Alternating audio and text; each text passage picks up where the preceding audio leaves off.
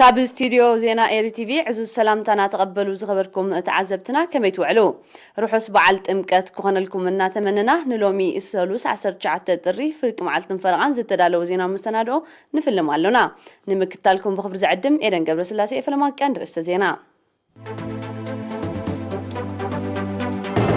بعلت امكات لو عسر جعت الري عمل لأحقر كل علم عرب خبيرون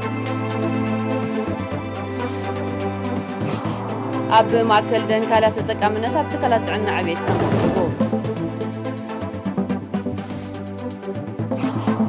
نبرت فانا مسمرات مقعدانا يمسرح المتقان وفراتات يكايدو له أب معراب دارفور بستولع قبيلة وملكة حازة قجت لعلميتنا 4 سبات موتهم سراويت نيجيريا بلعلي شبراوين عطقات سفي السرحيت كان زكايدا حبيرون دوب كوريا دبلوماسياዊ ዝርርብ ኣሜሪካን ሰሜን ኮርያን ዳግም ክጅመር ዘለዎ ትጽቢት ገሊጻ በዓል ጥምቀት ሎሚ 19 ጥሪ ኣብ መላእ ሃገር ብልዑል ማዕረግ ተኸቢሩ ኣብ ኣስመራን ዝተኻየደ ስነ ስርዓት ዝተኸታተለ ጋዜጠኛ ቢናም ፍስሓጽን ዘዳለው ጸብጻብ ኣርሴም ኣስመሮም ከተቕርበያ بدرجة هجر مزلق قطعات مخته كورونا فيروس بتساتف بوصان باباسات أبالات قدس سينودوس أبكة مسمرة أبز التخايدس نسرعات تمالي 18 تطري كاب ساعة 10 مشت أبرئس أدبارات دبرت إن قدس مريم مهليتن سبحة እግዚአብሔርን كبت صحد حرم محدار بمريحنة بوصان أبوتات أبالات قدس سينودوس مسوعة قداسة عريقهم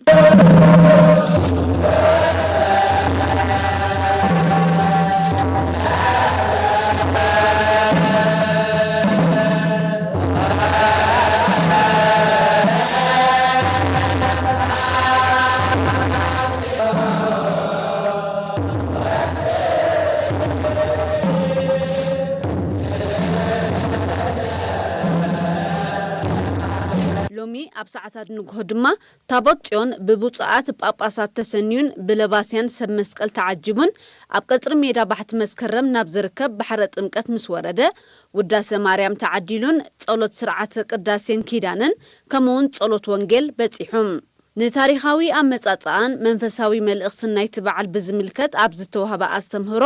ካብዝን ዓለም ምልእቲ ኣብ ሓደጋ ኣእትዩ ዛጊት ህይወት ልዕሊ 2 ሚልዮን ሰባት ቀዚፉ ዘሎ ለበዳ ኮቪድ-19 ንምድሓን ዜጋታት ወፂኡ ንዘሎ ቅጥዕታት ምክልኻል ብምኽባርን ንድሕነት ህዝቦም ዝተዋፈሩ ሓይልታት ጸጥታ ንዝህብዎ እዋናዊ መምርሒታት ብምስማዕን ድሕነቶም ድሕነት ስድራ ቤቶምን ሕብረተሰቦምን ክሕልው መተሓሳሰብ ቀሪቦም እቲ ብሽብሸባ مهللا معدن براكين تسنيو كاب ساعة 7 نغو ناستات 2 ساعات فرقان زغصله سنه سرعت بإيري تيفن دمص حفاش ايرتران بقطتايو تفنيو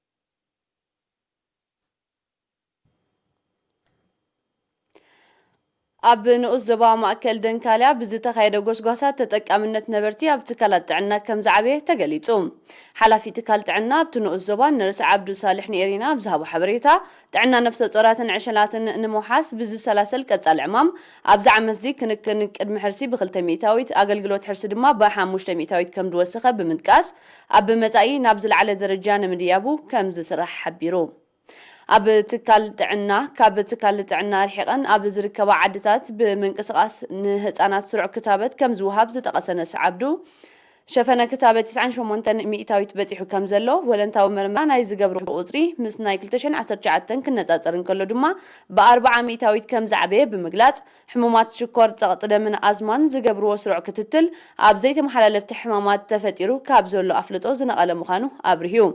ነርስ ዓብዱ ወሲኹ ኣብ ኩለን ትካላት ጥዕና ካብ ሓሚምካ ሕክምና ተኸላኺልካ ጥዕና ዝያዳ ውፅኢታዊ ምዃኑ ኣስተምህሮ ከም ዝወሃብ ካብዚ ብምብጋስ ድማ ተሳትፎ ህዝቢ ኣብ ጥዕናዊ ንጥፈታት ኣድማዕ ምዃኑ ብምሕባር ከምኡ ዝመርሖ ሓባራዊ ፅሬት ንምትእትታው ብዝተኻየደ ጎስጓሳት 76 ሚእታዊት ካብ ዓድታት ንኡስ ዞባ ስሩዕ ከባቢያዊ ፅሬት ከም ዘካየዳ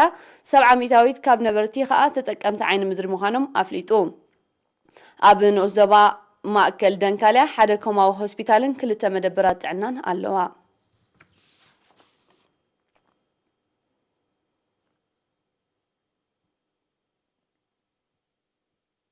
ኣብ ከተማ ጊንዳዕ ቅጥዕታት ምክልኻል ለበዳ ኮሮና ቫይረስ ብዝፈጠሮ ፀገማት ንዝተሃሲ ወገናት ንምርዳእ 188,000 ናፋ ገንዘባዊ ሓገዝ ተበርኪቱ እቲ ዝተለገሰ ገንዘብ ብምምሕዳራት ከባብን ኮማትን ዝተለለያ 376 ጽጉማት ስድራ ቤታት ከም ተመቃርሐ ዘሓበረ ኣመሓዳሪ ንኡስ ዞባ ጊንዳዕ ኣቶ ዑመር ያሕያ ሓጅ ስለቲ ሰናይ ተግባር ምስጋና ኣቕሪቡ እዚ ከምዚ ኢሉ እንከሎ ቅጥዕታት ምክልኻል ለበዳ ኮሮና ቫይረስ ምኽንያት ብምግባር ኣብ ዋጋታት ሃለኽቲ ዘይምኽኑ ይወሰኽ ዋጋ ዝገበራ 114 ትካላት ወሃብቲ ኣገልግሎት ብገንዘብ ተቐፂዐን ሓላፊ ሕግን ስርዓትን ከተማ ጊንዳዕ ኣቶ መሐመድ ኣማን ስዒድ ኣብ ዝሃቦ ሓበሬታ ወነንቲ ትካላት ንዝወፀ ቅጥዕታት ከኽብሩ ብምዝኽኻር ምትሕብባር ነበርቲ ክዓዝዝ ፀዊዑ معكن مخاطر كوفيد 19 ንምስሳን ኣብ ውሽጢ ሃገርን ወፃእን ዝነብሩ ዜጋታትን ትካላትን ዝጀመረው ወፈያታት ብምቕጻል ኣብ ዝቅንያት ዚ ልዕሊ 120,000 ናፋ ከም ዝተበርከተ ሚኒስትሪ ጥዕና ሓቢሩ በዚ መሰረት ሃገራዊ ማሕበር ሓርበኛታት ስንኩላን ኩናት ኤርትራ 66,639 ናፋ ሰራሕተኛታት ኩባንያ ሕዝሪ ዞባ ዓንሰባ 28,703 ናፋ ሰራሕተኛታት መዋእለ ህፃናት ኣባሻውል 11,462 ናፋ ማሕበር ምትሕግጋዝ ስምረት 5,000 ናፋ ማሕበር ምትሕግጋዝ ጋብር ተወለድቲ ዓድል ኣምዛ ተቐማጦ ስመራ 2,000 ናፋ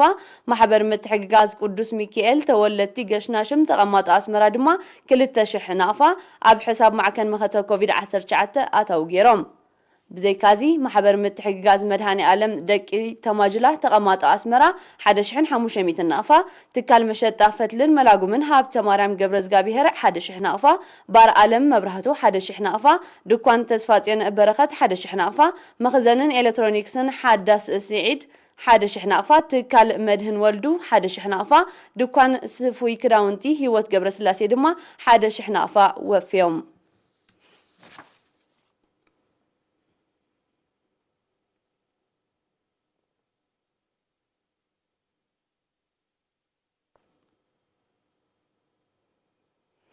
ኣብ ንኡስ ዞባ ሓጋዝ ምምሕዳር ከባቢ ፋና ነበርቲ ዓዲ ሸላሻይ ካብ ዓዶም ናብ ምምሕዳራት ከባቢ ባዶብን ሓሽሻይን ዝኣቱ ልዕሊ 5 ኪሎ ሜትር ጽርግያ ብወፈራ ክሰርሑ ከለው ነበርቲ ዕጨት ጻዕዳ ድማ ካብ ከባቢ ዓዲ ንሱር ናብ ዓዶም ዝኣቱ መስመር ይጽጉኑ ኣለው ነበርቲ ነሪና ኣብ ዝሃብዎ ሓበሬታ ዘካይድዎ ዘለው ንጥፈታት ከጓንፎም ዝጸንሐ ናይ መጓዓዝያ ጸገማት ንምቅላል ዝዓለመ ምዃኑ ብምሕባር ናይ መሳርሒ ማእቶት ደገፍ ክግበረሎም ሓቲቶም እዚ ካብ መፈለምታ ወርሒ ጥሪ 2021 ዝጀመረን መዓልታዊ ብዘይ ምቁራጽ ዝካየድ ዘሎም ወፈራታት ብዕዙዝ ተሳትፎ ነበርቲ በኣድማዕነት ይሰላሰል ከም ዘሎ ኣመሓዳሪ ምምሕዳር ከባቢ ፋና ሸኽ ስዒድ መሐመድ ዓሊ ሓቢሩ እቲ ዝስራሕ ዘሎ ሓድሽ መስመር ምስተዛዘመ ኣብ ማሕበረ ቁጠባዊ ንጥፈታት ዘጋጥም ዝነበረ ጸገማት ከም ዝቃለል ድማ ጽኑዕ እምነቱ ገሊጹ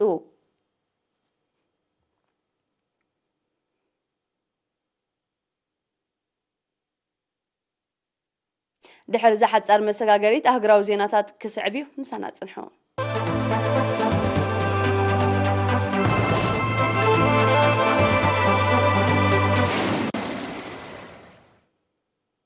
ኣብ ዜናታት ወጻኢ ኣብ ዝቅንያት እዚ ኣብ ምዕራብ ዳርፉር ብዝተወልዐ ቀቢላዊ መልክዕ ዝሓዘ ግጭት ልዕሊ 140 ሰባት ከም ዝሞቱ ማዕከናት ዜና ሓቢረን በትግጭት ኣስታት 160 ከም ዝቆሰሉ ዝሓበሩ ጸብጸባት ገና ብዘይ ምህድኡ ሰብኣውን ጸጥታውን ክሳራታት ክዛይድ ከም ዝኽእል ኣሚቶም መንግስቲ ሱዳን ነቲ ግጭት ንምህዳእ ኣብ ዞባ ሰዓታት እቶእቶ ብምእዋጅ ላዕለዋይ ጉጅለ ልኡኽ ሰዲዱ ከም ዘሎ ኣፍሊጡ ኣብ ዞባ ዳርፉር ኣብ ወርሒ ለካቲት 2003 ዝተወልዐ ዓለታውን ቀቢላውን መልክዕ ዝሓዘ ግጭት ገና ፈኸም ክብል ምጽንሑ ይፍለጥ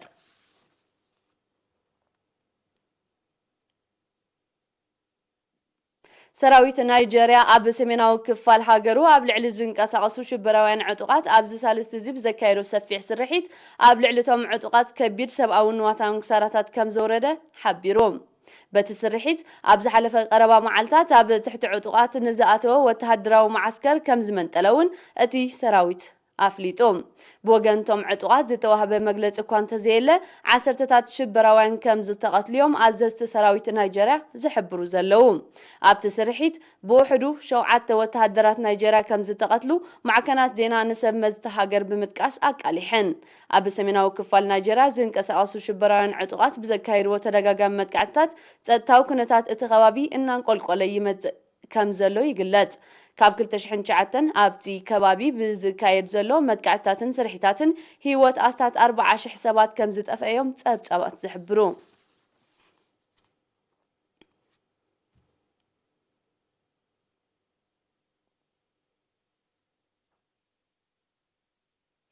ደቡብ ኮርያ ተቃሪጹ ዘሎ ዲፕሎማሲያዊ ዝርርብ ኣሜሪካን ሰሜን ኮርያን ዳግም ክጅምር ዘለዋ ትጽቢት ገሊጻ ፕሬዝደንት ደቡብ ኮርያ ሙን ጃይኢን ትማል 18 ጥሪ ኣብ ዝሃቦ ጋዜጣዊ መግለጺ ምምሕዳር ፕሬዝደንት ጆ ባይደን ኣብ ትግባረቲ ኣብ መንጎ ኣሜሪካን ሰሜን ኮርያን ኣብ ሲንጋፖር ዝተበጽሐ ግን ከኣ ዘይሰጎመ ስምምዕ ብዕቱብ ክሰርሕ ተስፋ ከም ዘሎ ኣረዲኡ ደቡብ ኮርያ ነቲ ቅልውላው ሓውሲ ደሴት ኮርያ ንምዕራፍ ዝተጀመረ ዲፕሎማሲያዊ ተበግሶ ንምብርባር ከም እትሰርሕ ፕሬዝደንት ሙን ጃይኢን ኣብቲ ኣጋጣሚ ኣፍሊጡ መራሕቲ ኣሜሪካን ሰሜን ኮርያን ነቲ ቅልውላው ንምህዳእ ኣብ 2018 ኣብ ስምምዕ እኳ እንተበጽሑ ኣብ ተግባር ከም ዘይወዓለ ግና ጸብጻባት ይጠቕሱ በቲ ጉዳይ ንኣሜሪካ እትወቅስ ሰሜን ኮርያ ኒክሎሳዊ መሳለጣታት ዳግም ከም ዘበራበረቶ እዩ ዝግለጽ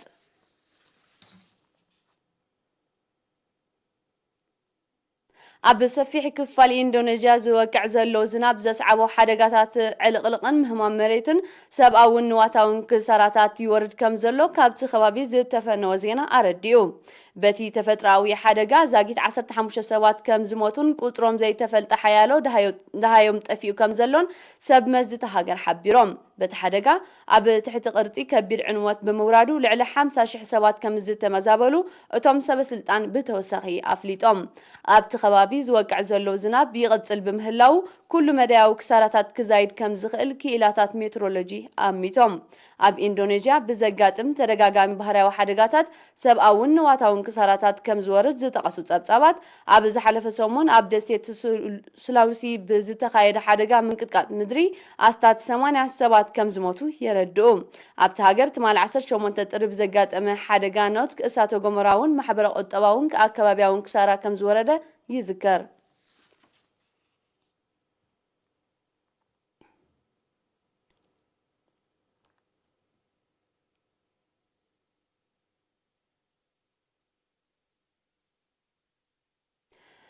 መንግስቲ ቻይና ኣብ ጉዳይ ደሴት ታይዋን ርእሰ ምምሕዳር ሆንግ ኮንግ ነውራም ክብል ዝገለጾ ምትእትታው ኣብ ልዕሊ ዘካየዱ ሰበስልጣን ኣሜሪካ እገዳ ክውስን ምዃኑ ኣፍሊጡ ኣፈኛ ሚኒስትሪ ጉዳያት ወጻኢ ቻይና ኣብ ዝሃበቶ ጋዜጣዊ መግለጺ ኣሜሪካ ኣብ ጉዳይ ደሴት ታይዋን ርእሰ ምምሕዳር ሆንግ ኮንግ ዝፈጸመቶ ጉጉይ ክትብል ዝገለጸቶ ምትእትታው ከቢድ ዋጋ ከም ዘኽፈላ ድሕሪ ምጥቃስ ኣብቲ ጉዳይ ኢድ ኣብ ልዕሊ ዝነበሮም ላዕለዎት ሰብ መዚ ኣባላት ባይቶ ኣባላት ዘይመንግስታውያን ውድባትን ምስኦም ምትእስሳር ዘለዎምን እገዳ ከም ዝወሰነሎም ሓቢራ ኣብ መወዳእታ ሰሙን ናይ 2020 ኣሜሪካ ብጉዳይ ርእሰ ምምሕዳር ሆንግ ኮንግ ንሓያሎ ሰባት ሰብ መዚ ቻይና ድሕሪ ምእጋዳ መንግስቲ ቻይና ተመጣጣኒ መልሰ ግብሪ ከም ዝህበልዩ ገሊጹ ነይሩ። ቻይና ኣቀዲማ ኣሜሪካ ንደሴት ታይዋን ኣብ ዝገበረቶ መሸጣ ኣጽዋር ኢድ ኣብ ልዕሊ ዝነበረን ኩባንያታት እገዳ ምጽናዓ ይዝከር። ኣሜሪካ ምስ ደሴት ታይዋን ዘለዋ ዲፕሎማስያዊ ዝምድና ይኹን እተካይዶ መሸጣ ኣጽዋር ከተቋርጾ ብተደጋጋሚ ክትጽውዕ ዝጸንሐት ቻይና ከም መልሰ ግብርናቱ ኣብ ወሰናስንታ ደሴት እትገብሮ ወተሃደራዊ መናውራታት ብዓይነትን ዕጥቅን ኣዛይዳቶ ከም ዘላ ምስቲ ጉዳይ ቅርበት ዘለዎም ተንተንቲ ይገልጹ። ጉዳይ ደሴት ታይዋን ነዘን ክልተ ዝዓበየ ቁጠባ ዓለምና ዝውንና ሃገራት ካብ ዘተፋንኑ ዘለዉ ጉዳያት እቲ ኣዝዩ ተኣፋፊ ከም ዝኾነ ኣፈኛ ሚኒስትሪ ጉዳያት ወጻኢ ቻይና ኣብ መግለጺኣ ኣተሓሳሲባ።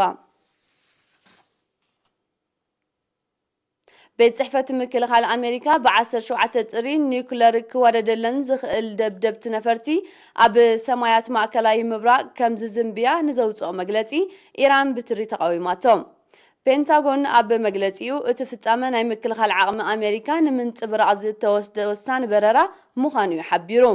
ሚኒስትር ጉዳያት ወጻኢ ኢራን ኣብ ዘውፅኦ መግለጺ እቲ ብኣሜሪካ ዝተወስደ ስጉምቲ ንኢራን ንምፍርራሕ ዝዓለመ ዘይተደልየ ተኹታኺ ስጉምቲ ምዃኑ ብምግላጽ ኮኒንዎ ኣሎ። ምምሕዳር ፕረዚደንት ትራምፕ ኣብ ልዕሊ ኢራን ወተሃደራዊ ስጉምቲ ክወስድ ከም ዝኽእል እኳ ክገልጽ ዝጸንሑ ምንጭታት ጸጥታ እንተለዉ ተመሳሳሊ በረራታት ኣብ ዞባ ማእከላዊ ምብራቕ ዝፍጽም ዘሎ ፔንታጎን ግን ኣብ ልዕሊ ኢራን ስጉምቲ ንምውሳድ ይኹን ግጭት ንምንቅስቓስ ዝዓለመ ከም ዘይኮነ እዩ ዝግለጽ። ምምሕዳር ፕረዚደንት ትራምፕ ኣብ ምዝዛም ናይ 2020 ኢራን ኣብ ልዕሊ ኣብ ማእከላዊ ምብራቕ ዝርከብ ማዓስከራትን ረብሓታትን ሃገሩ መጥቃዕቲ ንምፍጻም ትዳሎ ምህላዋ ዘመልክት ጸጥታዊ ጸብጻብ ከም ዘሎ ብምጥቃስ እቲ ስጉምቲ ምስ ዝውሰድ ኣብ ልዕሊ ኢራን መጥቃዕቲ ከካይድ ምዃኑ ኣጠንቂቑ ነይሩ። በዚ ድማ ምእትፍናን ክልቲአን ሃገራት ካልእ ኣንፈት ክሕዝ ከም ዝኽእል ምስቲ ከባቢ ቅርበት ዘለዎም ተንተንቲ ይእምቱ።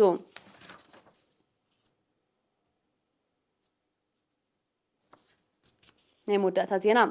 ኣብ ደቡባዊ ምብራቕ ባንግላዴሽ ኣብ ዝተደኮነ ማዓስከር ስደተኛታት ሮሂንግያ ትማል 18 ጥሪ ብዘጋጠመ ካልኣይ ሓደጋ ባርዕ ንዋታዊ ዕንወት ከም ዝወረደ ተቃሊሑ። በቲ ሓደጋ ኣብቲ ማዓስከር ዝተደኮነ ቤት ትምህርቲ ከም ዝተሃመኸ እዩ ተገሊጹ። ብ14 ጥሪ ብዘጋጠመ ተመሳሳሊ ሓደጋ ኣብቲ ማዓስከር ተዓቂቦም ስደተኛታት ሮሂንግያ ዝቕመጥሉ ልዕሊ 500 ግዝያዊ ኣባይቲ ከም ዝተቃጸለ ይዝከር። ብሰንኩ ድማ ኣሽሓት ስደተኛታት ሮሂንግያ ብዘይ መጽለሊ ተሪፎም ከም ዘለዉ ዝሕበር። ድሕሪቲ ኣብ 2017 ኣብ ሚያንማር ዝተወልዐ ሃይማኖታዊ ፍልልይ ዝጠንቁ ግጭት ናብ ስደት ዘምርሑ ልዕሊ 1 ሚልዮን ተወለድቲ ቀቢላ ሮሂንግያ ኣብ ባንግላዴሽ ኣብ ዝርከብ ማዓስከራት ተዓቂቦም ከም ዘለዉ ዝሕበር።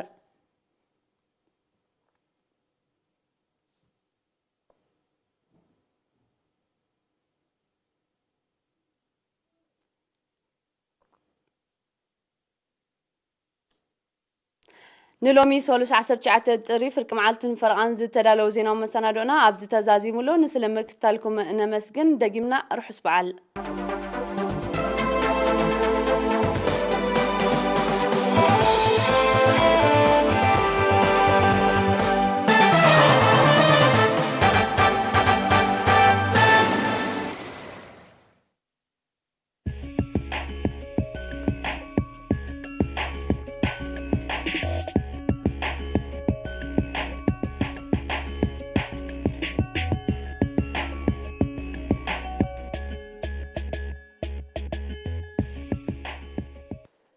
سلام كما تقولوا كرات عزب تعرتوا زينا سبورت انه زينا زغرب لكم ميكائيل حدكم